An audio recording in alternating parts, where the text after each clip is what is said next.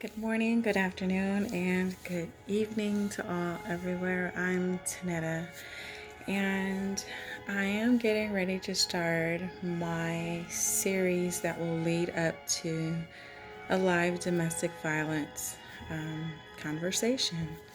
So, I'm hoping to have a few guests. One person that I want to ask has been under the weather. She has wrote a phenomenal book, and I will share more on it as I finish reading through it and can see if she can talk with us and share her stories as well. But I'm going to just start telling stories of domestic violence. I'm going to share it in physical violence, mental, emotional, financial. It's going to be drawn from all different areas, relationships, family. Um, yeah, so I've been a little bit nervous with this, so please bear with me. I think a lot of the hesitations will make this be longer than it should. Y'all should know, if you haven't seen any of my videos in the past, that when I get nervous, I smile a lot. So it's not taking anything away from it or not saying that it's not that serious.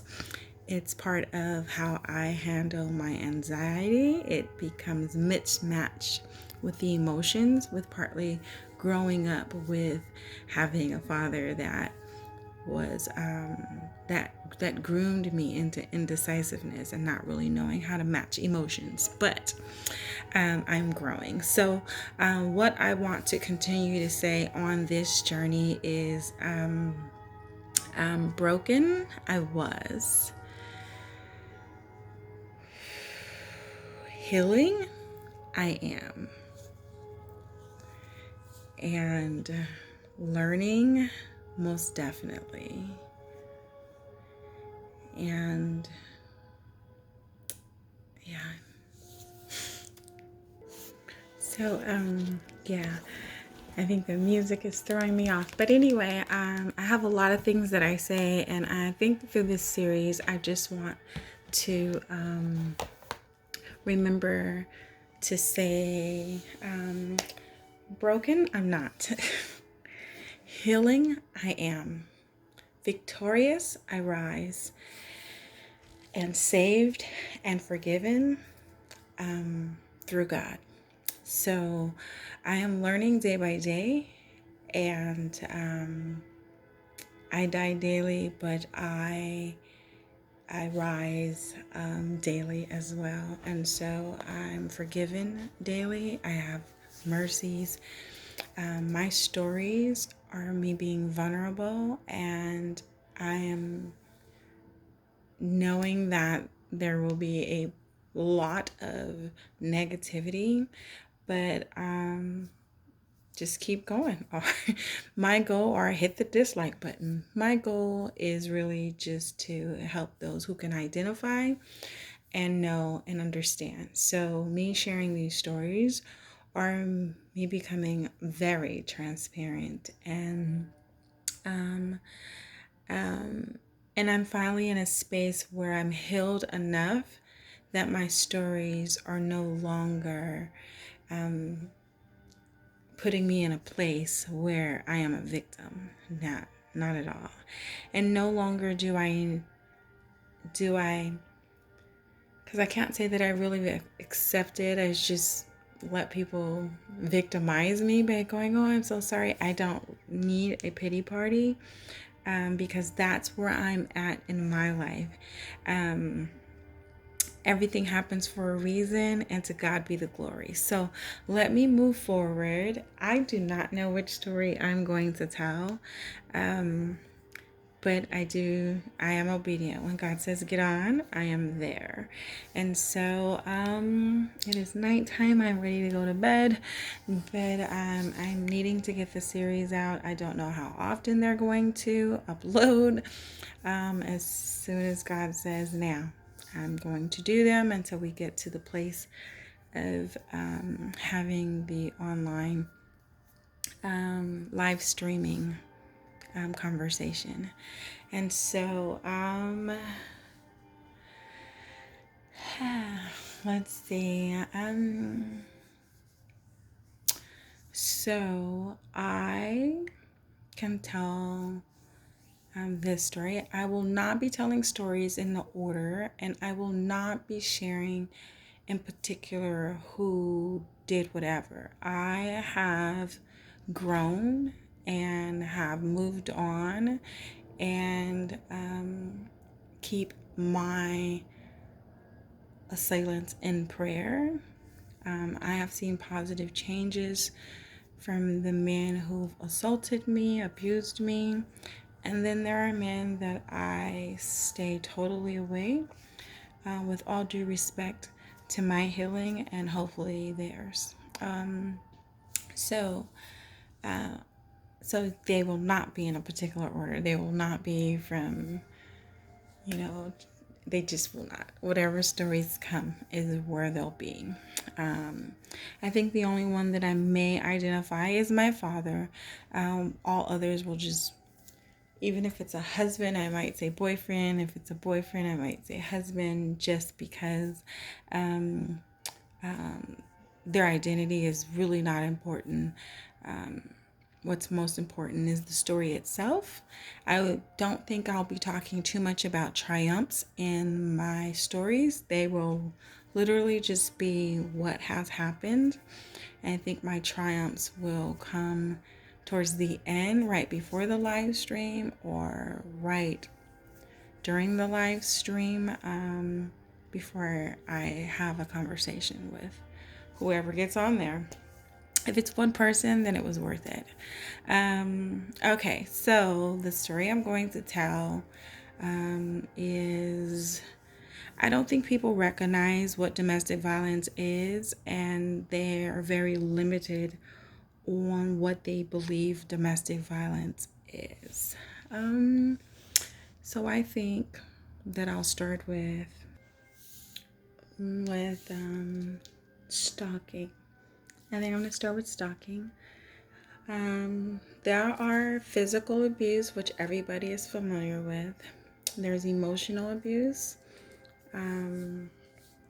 like when your lover is, or even family members, could isolate you from friends and family, acting extremely jealous, possessive.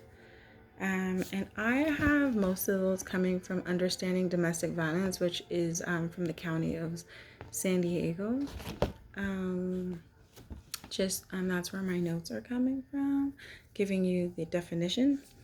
There is sexual abuse and coercion, where demanding sex, or when you're tired, or when you're hurting, or when you're sick.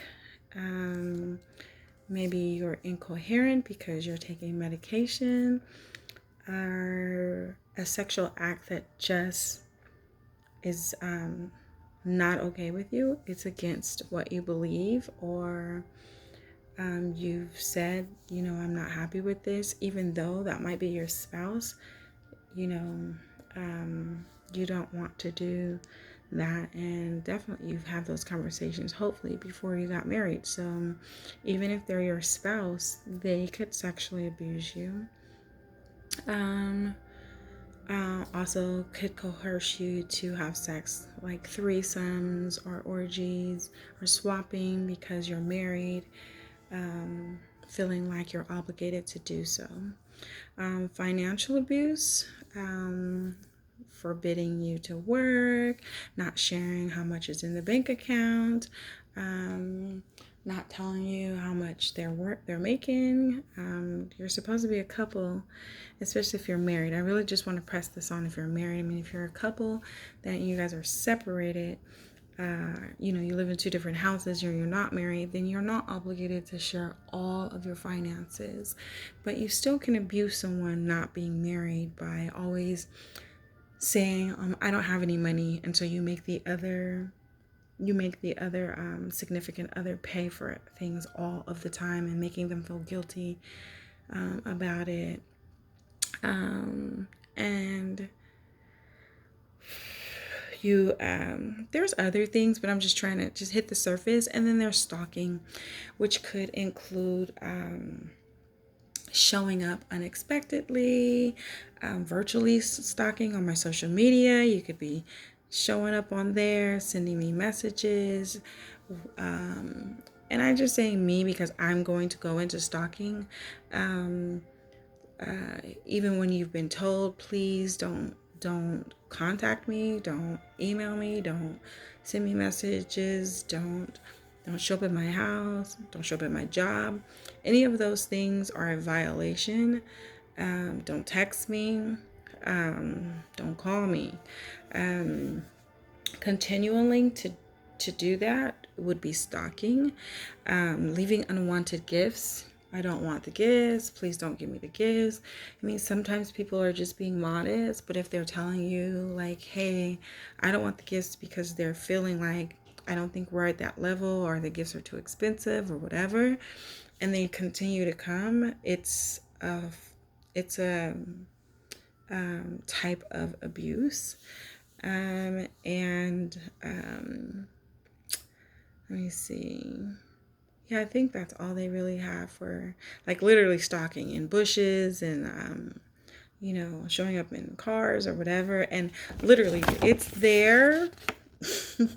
I did not make it up.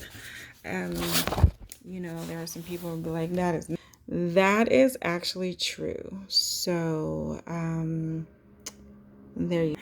So, I want to let you know what domestic violence is. And so I'm going to talk about stalking, and I'm going to give a quick story about it. I'm sure I'll have others to talk about at a later time. I have been stalked a few times. Yeah. So once when I was younger, there was a gentleman who really, really liked me. And I thought he was really cool.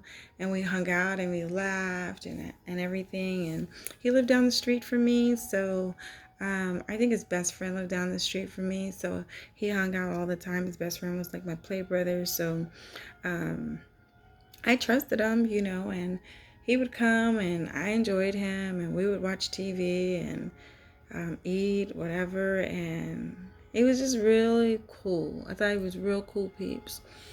And he would ask me, for sexual engagement, and, no. And so I thought he was really respecting that. And I liked the fact that he was respecting it. And he decided that he wanted to take it another level and actually be a couple. I think one night he came to my house and he was there kind of late. We dozed off, watched television, and he left. He had to leave. I told him to leave. And he probably left about 2 o'clock in the morning. I was a single parent at the time. And so it definitely was really important. My biological children were young, and my foster kids were teenagers. And so my foster kids were not home. And so it was an appropriate time to enjoy my company. My younger kids they were younger, and it's bedtime. So, and they did that. So I thought, I'm in a good space, and he didn't want to go home. I ended up texting my play brother, like, hey, come and get your brother. I just thought maybe he drank a little too much. I wasn't really a drinker. Although I was introduced to Alizé, I liked it too much to drink. So I just figured maybe he drank too much and text my brother and my play brother and said, hey, come and get your friend. So, and he did so. It really made me feel a little uncomfortable because I do have small children. I do have a responsibility in my line of work, very conservative. So I thought this may not work for me. And so I shared that with my brother, my play brother, and he said, you should share it with my friend. And so I did and said, I don't think I'm ready for that because I have small children and it's just not working.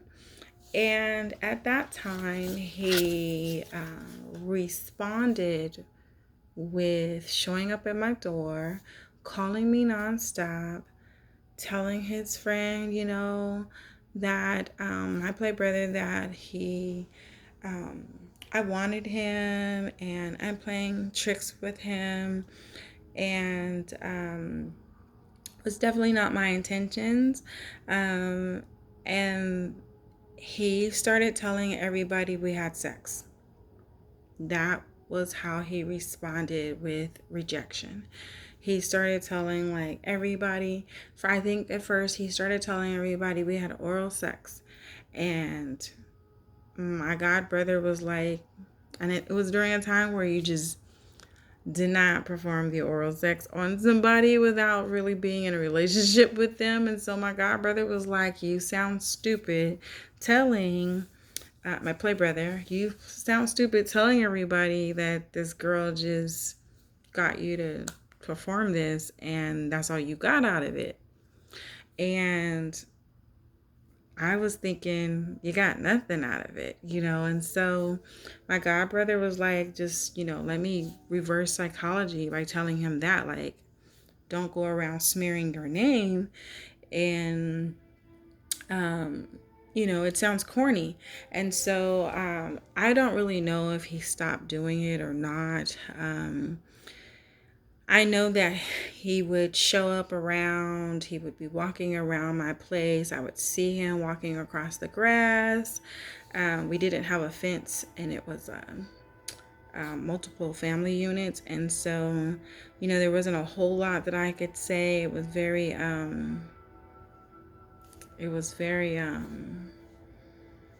somewhat legal and somewhat not. And so, but it became very scary. Like, wait, are you gonna stop? So my my play brother would try to talk to him and encourage him, like, hey, she's just not into you. You're not making it any better because I think she was into you. She just needed you to back up. He was trying everything to kind of get him to like back up off of me. And he just became more and more aggressive. Notes on the door, notes on my car. Still making comments to people that would say, I don't know what you did to him. And I was like, I don't do anything to him. I just thought he was really good people. I really liked him. I thought he was cool, but I just wasn't ready. And so because I had small children, I think my son was probably 3 and my daughter was 1. I only had the 2 of them, and then I had my foster daughters that were like 15 and 16. I just could not have that type of thing around, and so I contacted my landlord, and they moved me into another one of their places. Wasn't the best place, but it was what they had available. Quickly. And because I had connections in San Diego, I was able to call an organization. They sent me a whole crew out. My play brother distracted him and kept him out all day while they packed up a U-Haul. And that night we were packed and out of that place in one day, just in hours, and completely cleaned. Had cleaners come over and clean. We were totally out of it. And my god brother would just God, I keep saying my god brother. My god brother's like, I wasn't a part of this. I'm really close to my god brother, but my then play brother at the time, he was really close to me, and so he would always look out for me, and that was his boy, so he was like really weirded out the way he was acting. So he would call me and just let me know how things were going, and I'm grateful to God that I had that. It definitely became very unhealthy and very scary, and I'm just grateful to God that I had connections and I had friends and I had a good rapport with the management company that moved me out immediately. Prepped the other place like as much as they could in a day. It was just phenomenal, and I am so grateful for those opportunities. But everybody does not get those opportunities, and I just happened to be at the right place at the right time, knowing the right people at that particular time. Everyone's not that lucky, and I know stories and I know people who've not been so fortunate. Stalking is serious, so if you see this type of behavior, nip it in the bud early. I tried to do that, and it taught me some things. I still had to bump my head learning to be a single parent. I didn't really know how to date. So I took a lot of bruises trying to learn how to date and trying to learn like when to bring people around my kids and not. And it's a big headache being a single parent, and you want to do right by your children and have self-respect as well. So it did teach me a lot to try to discern better about the character that I was bringing over. I thought I could trust him because he knew my play brother, but not even my play brother knew he would act that way. So we just have to be very, very careful in itself. By ourselves, whoever we're dating, whether you're man or woman, because I'm probably going to tell you more stories about a woman doing some things about a man that I became a part of. So it really, you really have to be careful, and it's hard. And don't beat yourself up if you've made the wrong move, because I thought I had a cosigner. So it happens, but get out early, learn your resources early, find your friends, your support, quick, fast, in a hurry. You start to see things uncomfortable, address it. You see that it's gonna get out of hand, and you can't handle it. Sometimes it's not good to just blatantly say, I don't want you. Accidents are accidents because they happen on accident. And so keep that in mind, that someone could be shaking you and hit your head. So just finding the appropriate way to get out of the situation and maybe talk later, or maybe not at all. Just finding ways to get yourself out of this domestic violent behavior. It could get worse. It could get physical. Emotionally, that was a lot for me. Like, whoa, dude, it was new. It was somewhat new for me, especially being a single parent. So yeah, that's my story. That's my first story, and I'll be sure to post more. So if someone can identify with understanding this, please drop the comments down. If it helped you, please let me know, because I won't know unless you share it, like it. If not, if you don't like it, it's fine. Blessings to you. I'm okay with that. I can take the thumbs down. It helps me understand what I'm doing right and what I'm doing wrong. So many blessings to the best of you, and or to the most of you, and to the best of you is all of you. And so yeah, so take care of you and stay tuned for another story soon.